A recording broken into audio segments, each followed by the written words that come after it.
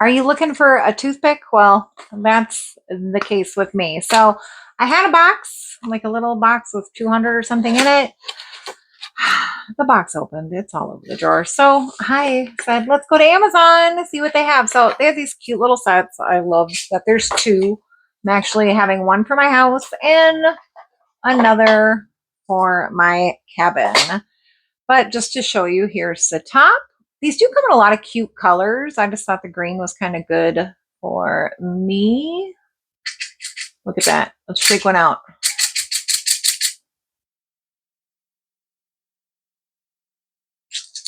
Just like that.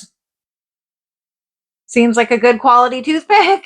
I don't know if they could be bad, but um Urbanstrive 2-pack of toothpicks.